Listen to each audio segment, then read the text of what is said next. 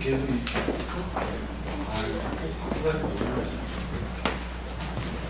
좋아.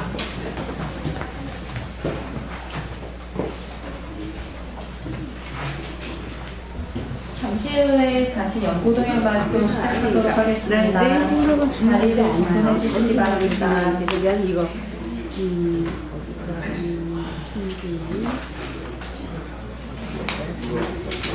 네, 자기 생각이 주는 거고.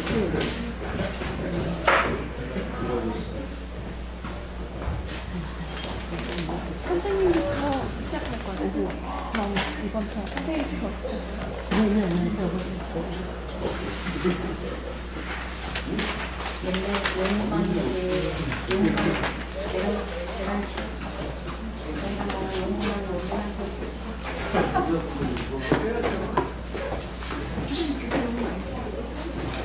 아니 지금 당연한 순서죠. 어제까지 만만한 거를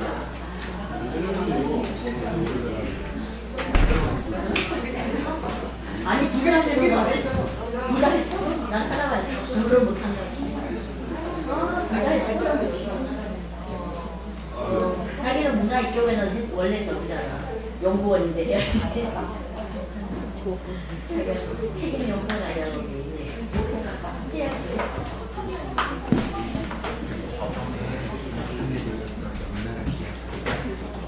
내가 저기 하잖아. 아니 나는 이거를 보고 뭐냐면 하다가 이 부분이 논문의 90대가 되겠다 해서 여기서 정리를 받고 나는 우리가 너무 있는데 아니 제가 얘기를 드리자면 여기서 보지 말아요. 정자 사상과 비슷한 부분을 논하기 위해서 산수학 비약을 끌어들이는지 산수학 비약을 연구하기 위해서 정자 사상을 끌어들인 거죠. 아니 난 산수학이라고 아니요, 정자미학이라는 용어가 없어. 정자미학이라는 용어가 있을 수가 없고 처음 들었어요. 그리고 여기 읽어보시면 한수학 미학을 설명하기 위해서 정자를 논한 것이 아니고 정자 사상을 설명하기 위해서 표화 중에서 산수화의 정자 사상을 가장 잘 표현하기 위해서 판단이에요. 산수화를 끌어들이는 거. 산수화 미학을 연구하기 위해서 정자 사상을 끌어들이는 것이죠. 그러니까 제가 이해가 부족했다는 거 있어서 제 글이 나도 내 글도 좀 부족하고 나는 제가 설득력이 부족했다는 거예요. 시간이 되어서 자리 정돈해 주시기 제가 바랍니다. 문학문학을 띄기 위해서 정자를 시작하겠습니다. 정자를 끌어들이다 보니까 놓치되는 부분이 산수화 미학 사상 산수화 미학 시간이 되어서 이제 2부 발표를 시작하겠습니다. 2부 순서는 고혜림 선생님, 마승재 선생님, 서희연 선생님, 김준승 선생님 순으로 진행하도록 하겠습니다. 먼저 첫 번째로 정자로 살펴본 조선시대 문화 연구에 대해서 고혜림 선생님께서 발표하시고 안은숙 선생님께서 논평해 주시겠습니다. 자리로 모시겠습니다.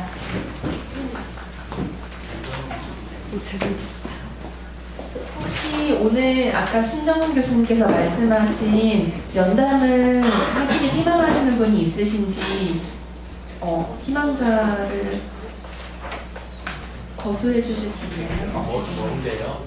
교수님과 연담. 교수님 연장. 네, 네. 김현석 선생님. 김현석 네, 가서 이재명 이거 어도 된다고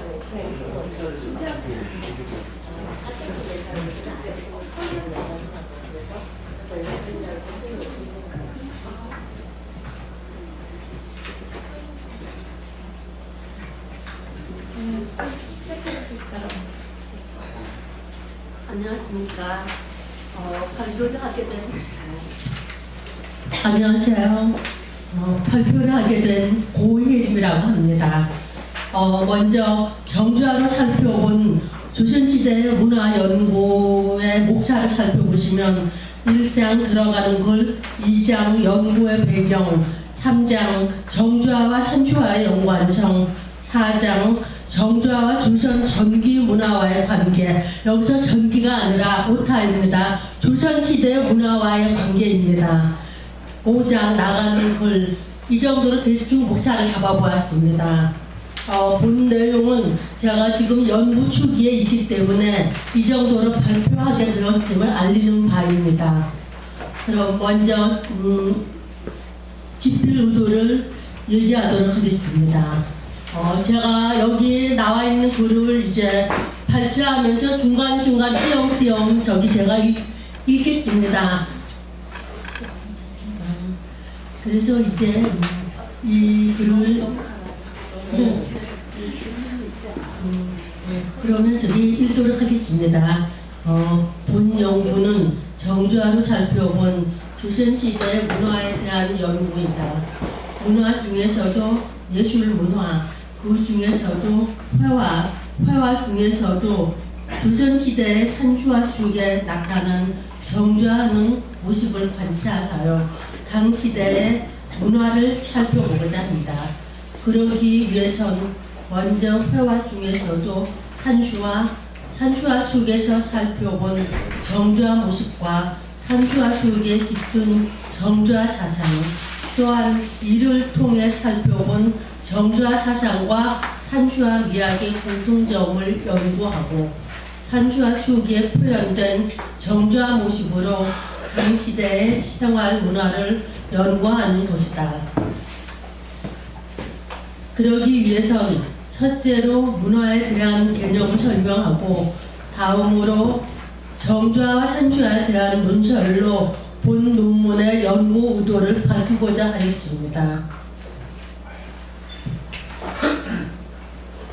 먼저 문화에 대한 개념에 대해서 살펴보자면 영국의 문화 연구자인 레이먼드 윌리엄스는 문화를 영어 단어 중에서 가장 난해한 몇몇 단어 중 하나라고 했다. 문화는 하나로 정의하기 어렵고 일상에서 여러 가지 의미로 사용하고 있다. 인간의 역사 속에서 형성되어 온 문화는 인간의 역사가 진행해 오면서 끊임없이 변해왔다. 문화적 사고는 문화의 변화 가능성을 이해하는 것이다. 중국에서도 일찍이 한자로 된 문화라는 용어가 있었다. 중국에서 문화는 천지자연과 대조를 이루거나 교화되지 않은 야만 또는 질박 등의 개념과 대조를 이루는 용어로 쓰이기 시작했다. 이처럼 서양과 동양에서 사용된 문화의 개념은 자연과 대립되는 개념을 담고 있다. 문화는 자연 상태의 어떤 것에 인간적인 작용을 가해 그것을 바꾸고 새로운 것을 창조하는 과정에서 나온 것이라고 할 수 있다. 즉 인간이 만들어낸 모든 역사의 산물이 문화가 되는 것이다. 이러한 관점에서 살펴본 영구의 시대적 배경인 조선시대에는 문화라는 개념이 없었지만 문화는 자연계와 구분되는 인간사의 영역이라는 관점에서 살펴보기로 합니다. 조선시대에는 문화의 질적인 변화와 함께 문화의 폭이 확대되었다. 양반 문화와 서민 문화로 나누어진다. 학문에서는 양명학을 받아들였고 신유학을 통한 정주화도 나타났다. 실학이 나타나 개혁을 추진하였다. 예술 분야에서도 새로운 기운이 나타났다. 서민 문화가 유행하였고 생활 공예가 중심이 되었다. 현실의 산수와 삶을 소재로 한 문학과 서화가 나타났다. 이러한 영향으로 살펴본 정주화와 조선시대의 문화는 어떠한가? 이 시기에도 서군 문화, 고급 문화가 있었고 정치적, 사회적으로 받은 영향은 문화 전반에 깔려져 나타났을 것이다. 조선시대의 예술에 대해서는 세부적으로 연구가 되어 왔으나 정주화로 살펴본 생활문화 쪽으로 구상하여 온 연구는 별로 없다고 사료된다. 다음으로 정주화와 산수화 중에서도 조선시대의 산수화를 중심으로 그 연구 범위를 잡고자 한다.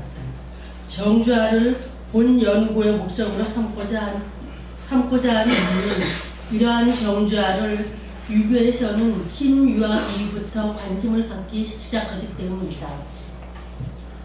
중대 이후에 신유학자들 사이에 성행한 정좌가 조선시대에 유입된 당시의 시대적 상황이 그 이유 배경이 되겠다. 유학, 특히 신유학은 마음에 대한 휴양법 등 마음 사용법에 큰 관심을 가졌으며 그들은 참선할 때의 자세뿐만 아니라 책상에 앉아 독서할 때의 자세, 바둑을 두거나 낚시를 하거나 그 위에 앉아있는 자세도 정좌라고 합니다. 다양한 의미의 정좌법이 산수화 속에도 나타나고 있음은 그림을 살펴보면 알 수가 있을 것이다. 여기서 하나에 집중된 마음 상태를 유지함은 고요한 마음으로 마음을 집중함으로써 문제 해결을 하는 정좌를 말하며 예술에 있어서 창작 자세와 직결된다고 보인다.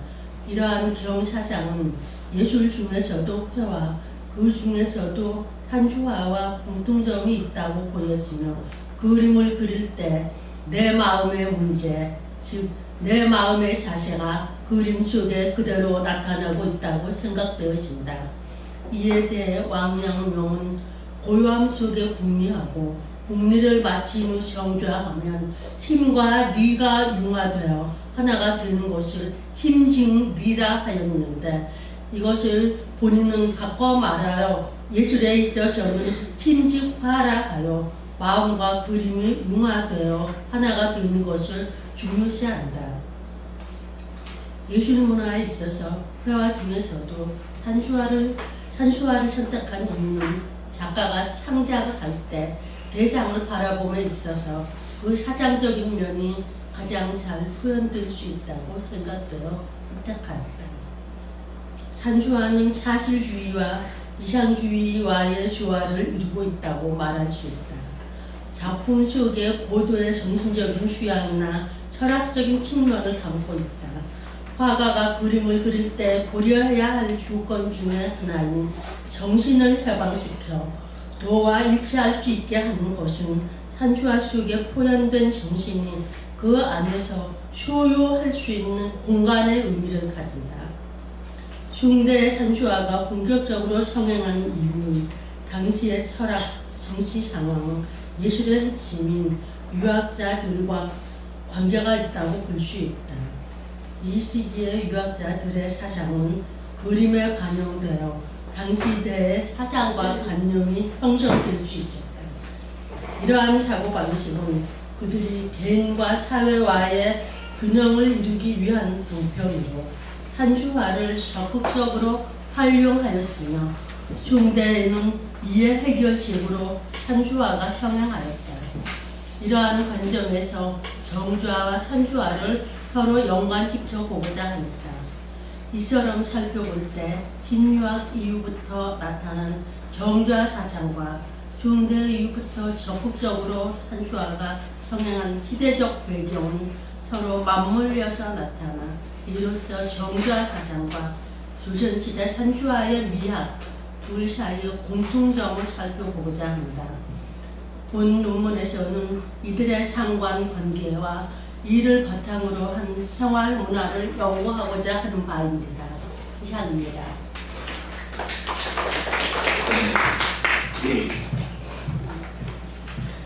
네, 안녕하세요. 저는 안우숙입니다.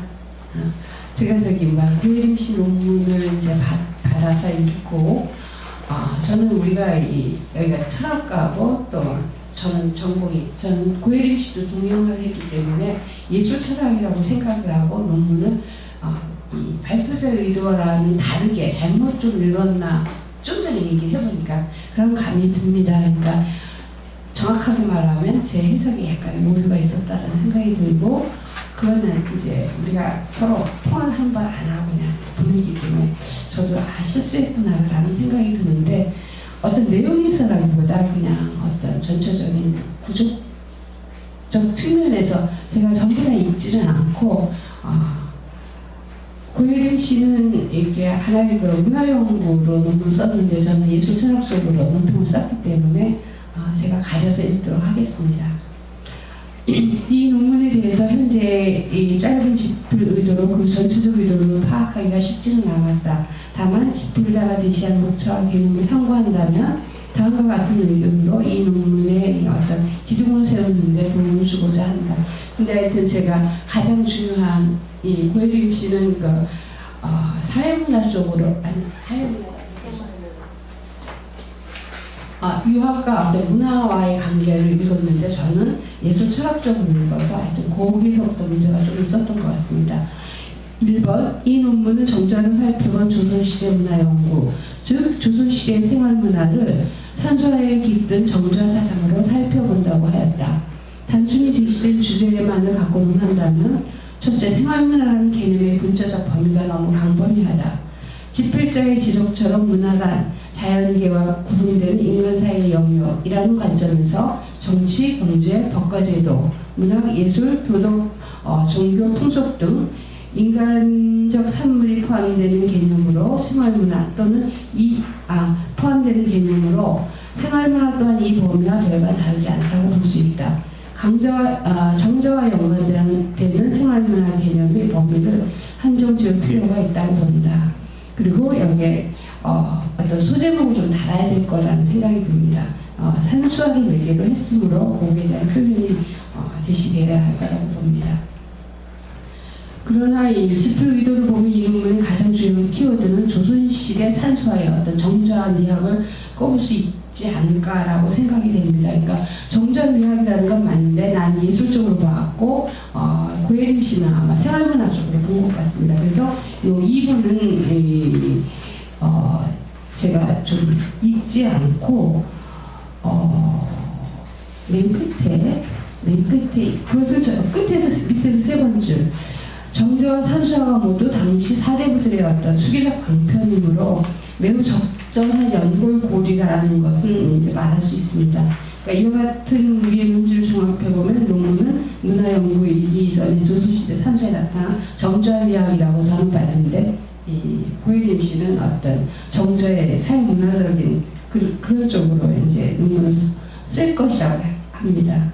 따라서 이에 연관하여 3번 따라서 이에 연관하여 목차를 살펴보면 보완이 필요합니다. 첫째, 주요 키워드는 정자의 개념은 하나의 장으로 세밀히 분석되어야 된다고 생각합니다. 여기 보면 이 정자라는 게 이 연구 배경에 들어가 있고 정자 사상이라고 해서 어떤 종교적으로만 풀어져 있었는데 제가 책을 찾아보니까 정자에 대한 개념이 굉장히 여러 가지로 나와 있더라고요. 그러니까 그런 면으로 이제 분석되어야 하지 않을까. 정자 사상을 구분하여 설명하되 큰 개념이 세부 개념으로 명사화되어 목차에서 볼 수 있어야 한다고 봅니다. 예를 들면 유교의 경영, 양명학의 어떤 세부적 개념의 제시 등 이러한 구체적 미학 개념의 제시가 산수화에서 정자가 어떻게 표현되었는지에 대한 단초를 제시할 수 있을 것입니다. 그 다음에 이 3장 3절 이야기도 제가 잘못 읽은 관계로 이것도 삭제를 하는데 단 그 절의 밑에서 네 번째 이 과정에서 눈평자가 추측하거든요. 이제 그 산수 인물도 간폭도라든가 탁족도라든가 또 기려도 이러한 것들이 어떤 정자의 표현이라고 보여지는데 등의 산수 인물들을 통해 당시 사대부들이 생활문화가 설명될 것이므로 그래서 저는 이거를 어떤 정자라든가 이 산수의 미학 속에 이제 스며들어가지 않겠나 했더니 이 논문에서 아마 이 부분이 굉장히 중요한 것으로 보여집니다. 마지막으로 4번 마지막으로 이제 중복된 감이 없지 않지만 목차에 보여지는 대부분의 용어들이 너무 보편적 개념으로 그 단어가 지적하는 의미가 너무 무한대로 확대되어 있습니다. 정자사상, 산수화의 미학, 생활문화 등을 예로 들 수 있는데 그 큰 개념 안에 범위를 한정, 명사화하여 명확한 개념들이 세부적으로 제시되어야 글쓰기의 방향이 분명해질 것입니다. 그리고 이제 제가 또한 연구 배경을 제가 서론의 단어라고 했는데 요거는 조금 제 스스로 어울리는 것 같습니다. 이상입니다.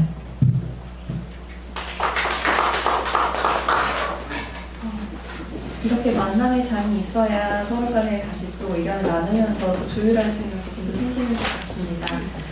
다음으로는 중국 송대 시서화에 나타난 대기와 국절의 미학에 대해서 나승대 선생님께서 발표해 주시고 강만규 선생님께서 논평해 주시겠습니다.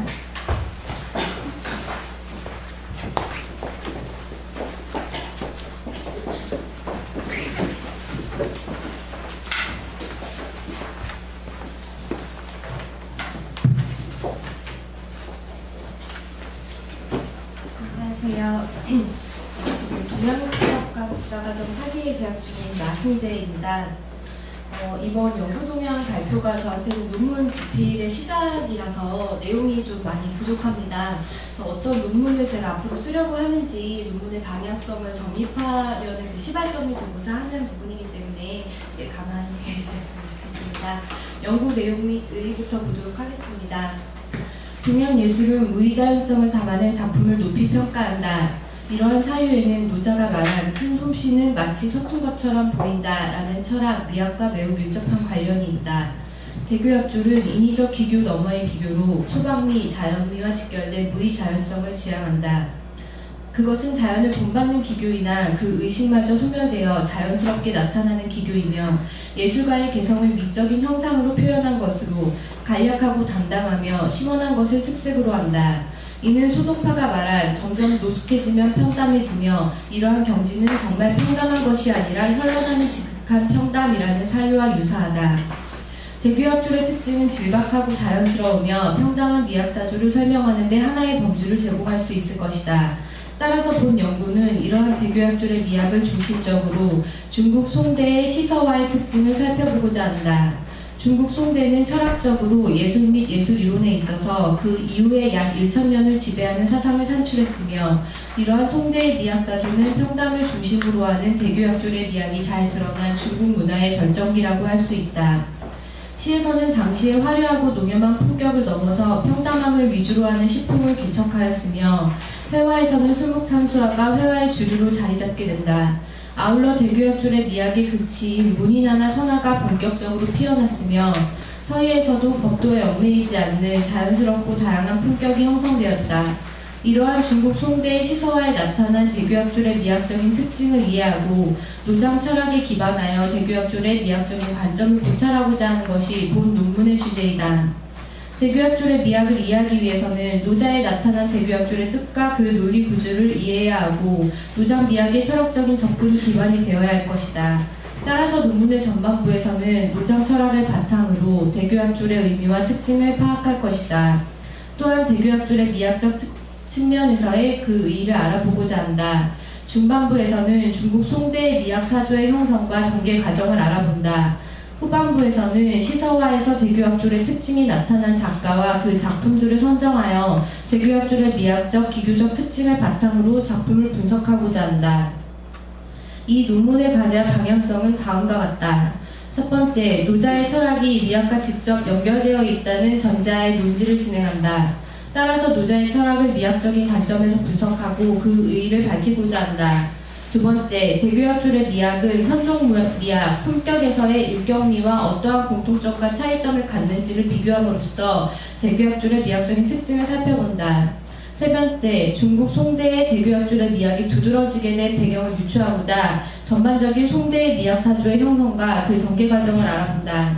네 번째, 중국 송대 시서화에서 대교약졸의 미학이 나타난 시인 또는 작가와 그 작품들을 선정하여 작품을 분석한다.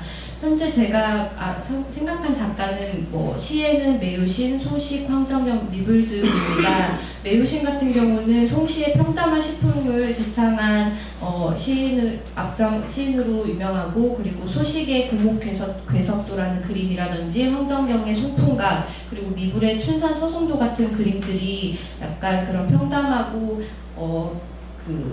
기교를 초월한 자연미를 보여주는 대교약졸의 특징을 나타낸 작품들이라고 생각합니다.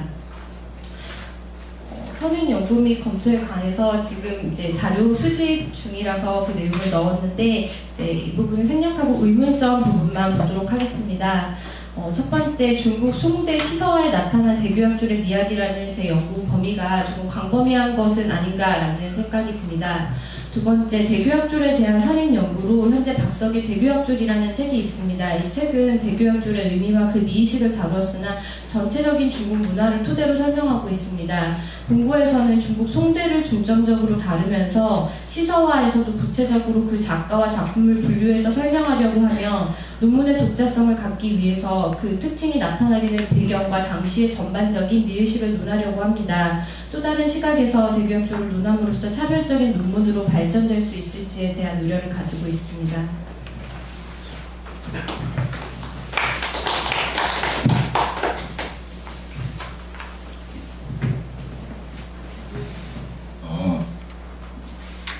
있는 내용이 많지 않고 이제 대체적으로 지필 계획에 관련된 것에 이렇게 써 있어서 제가 뭐라고 딱 말씀드리기가 어려운데, 되게 이제 이런 논문들의 이제 목차 같은 경우는 제가 이제 제안을 하지 않는 것은, 논문을 쓰려고 공부를 하다 보면 알미 늘어나면 자기의 그 목표가 변경되는 경우도 많고 하기 때문에 그 부분에 대해서는 특별히 얘기를 하지 않고, 지필자가 이제 가장 의문스러워하는 것들인데, 송대 같은 경우는 아시겠지만 남송 같은 경우는 잔산 인수라고 되는 그 전란으로 피폐해진 어떤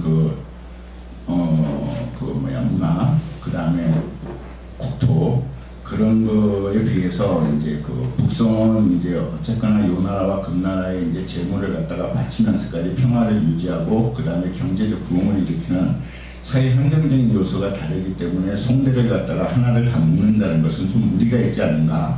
바로 조실과는 똑같이 통치를 하고 있지만 문제가 있지 않는가 싶어서 그걸 분류하고, 그 다음에 시서화의 문제에서도 대교 약조를 갖다가 하나로 다 가는 것보다는 시면시, 서면서, 화면화 이렇게 해서 논문을 갖다 각각 분류를 해가지고 서술해 나가는 것이 좋지 않겠는가 하고, 또 하나는 대교약절의 박석의 논문을 보면 이제 전체적인 미의식에 대한 분류만 있다고 했는데, 사실은 박석의